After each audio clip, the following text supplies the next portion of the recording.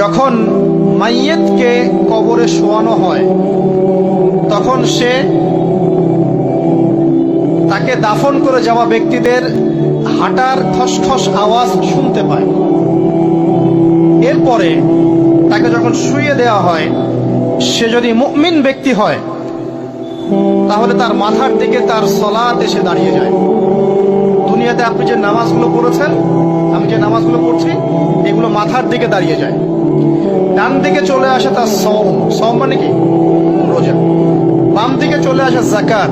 তারপরে পায়ের দিকে চলে আসবে তার আত্মীয়তার সম্পর্ক রক্ষার ইবাদত, তার যে অন্যান্য দান সদকা, তার নফল আমল, তার তাসবিহ তাহলিল, তার কোরআন তেলাওয়াত ইত্যাদি পায়ের দিকে চলে আসবে। এখানে একটা হাদিস এসেছে, সূরাতুল মুলক যে ব্যক্তি রাতের বেলা তেলাওয়াত করবে, কোন সূরা ভাই? তাবারাকাল্লাযী বিয়াদিহিল মুলক ওয়া হুয়া আলা কুল্লি শাইইন কাদির।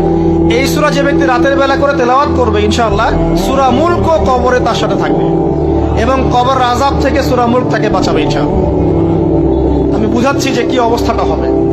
এবার দুজন ফেরেশতা মাথার দিক থেকে আসবেন, আসতে চাইবেন, সালাত বলবে এখান দিয়ে আসা যাবে না, এদিক দিয়ে আসা যাবে না।